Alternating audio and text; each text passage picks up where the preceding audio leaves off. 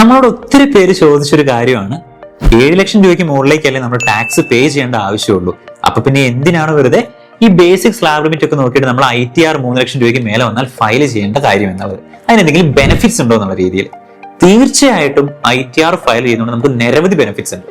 അതിൽ കുറച്ച് പറയുകയാണ് എന്നുണ്ടെങ്കിൽ, നമ്മളിപ്പോൾ ഒരു ബാങ്കിൽ ലോൺ എടുക്കാൻ പോയി, ഒരു ഹൗസിംഗ് ലോണിനോ കാർ ലോണിനോ ഒക്കെ അപ്ലൈ ചെയ്യാൻ പോകുന്ന സമയത്ത് ITR ഫയൽ ചെയ്യാത്ത ഒരാളെക്കാട്ടിലും സാധ്യത കൂടുതലാണ് ITR ഫയൽ ചെയ്ത ഒരാൾക്ക് ലോൺ കിട്ടാനായിട്ട്.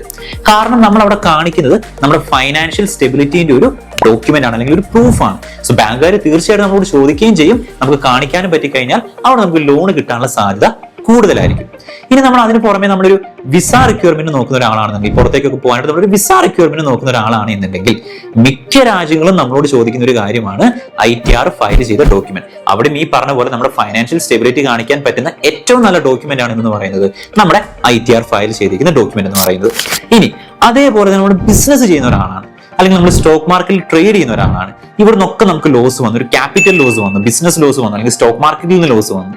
ഇങ്ങനെയൊക്കെ വരുന്ന സിറ്റുവേഷൻസിൽ പോലും നമ്മൾ ITR ഫയൽ ചെയ്തിട്ടുണ്ട്, പക്ഷെ നമുക്ക് ലോസ് ആയതുകൊണ്ട് ടാക്സും കാര്യങ്ങളൊന്നും പേ ചെയ്യേണ്ട എന്നുള്ള സിറ്റുവേഷൻ ആണെങ്കിൽ, അടുത്ത വർഷം നമ്മൾ ബിസിനസ് മെച്ചപ്പെടുത്തി അല്ലെങ്കിൽ സ്റ്റോക്ക് മാർക്കറ്റിൽ നമുക്ക് പ്രോഫിറ്റ് കിട്ടി നമ്മൾ ടാക്സ് പേ ചെയ്യുന്ന സമയത്ത് നമുക്ക് എന്ത് ചെയ്യാൻ സാധിക്കും എന്ന് പറഞ്ഞു കഴിഞ്ഞാൽ, ഇതിനു മുമ്പ് ഉണ്ടായിരുന്ന സമയത്തെ ലോസിനെ ക്യാരി ഫോർവേഡ് ചെയ്ത് കൊണ്ടുവന്ന് നമ്മുടെ ഇൻകത്തിൽ നിന്നും ഡിഡക്ട് ചെയ്ത് ടാക്സ് ലയബിലിറ്റിനെ കുറയ്ക്കാനുള്ള ഒരു ഓപ്ഷൻ കൂടെ നമുക്ക് വരുന്നുണ്ട് അവിടെ. ഇനി ഇതിന്റെ ഒക്കെ അപ്പുറത്തേക്ക് നമുക്ക് എന്ത് ചെയ്യാൻ പറ്റും, FD പോലുള്ള ഫിക്സഡ് ഡിപ്പോസിറ്റിൽ നിന്ന് നമ്മൾ കട്ട് ചെയ്യുന്ന TDSനെ ITR ഫയൽ ചെയ്തിട്ടുണ്ടെങ്കിൽ തിരിച്ച് റീഫണ്ട് ആയിട്ട് ക്ലെയിം ചെയ്തെടുക്കാൻ പറ്റും.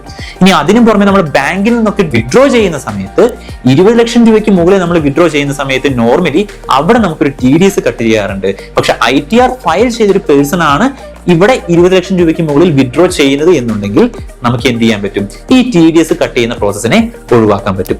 ഇങ്ങനെയുള്ള ഒത്തിരി ബെനിഫിറ്റ്സ് നമുക്ക് എന്തിനുണ്ട്, ITR ഫയൽ ചെയ്യുന്നതുകൊണ്ട് വരുന്നുണ്ട്. ഇതിനൊക്കെ പുറമെ നമ്മൾ അവിടെ ITR ഫയൽ ചെയ്യണം എന്ന് പറയുന്ന ഒരു ഗവൺമെന്റ് റൂളിനെയാണ് ഫോളോ ചെയ്യുന്നത്. ഇത് ഫോളോ ചെയ്തില്ല എന്നുണ്ടെങ്കിൽ പിന്നീട് എപ്പോഴെങ്കിലും ഒരാവശ്യം വരുന്ന സമയത്ത് നമുക്ക് ITR വീണ്ടും പഴയ വർഷങ്ങളിൽ പോയി പേ ചെയ്ത് പെനാൽറ്റിയും ഇൻട്രസ്റ്റും ഒക്കെ അടയ്ക്കുന്ന ഒരു സിറ്റുവേഷൻ വരും. സോ അങ്ങനെയുള്ള സിറ്റുവേഷൻസിലേക്ക് ഒന്ന് പോവാതിരിക്കുക, ITRും കാര്യങ്ങളൊക്കെ തക്ക സമയത്ത് പേ ചെയ്യാനായിട്ട് ശ്രമിക്കുക.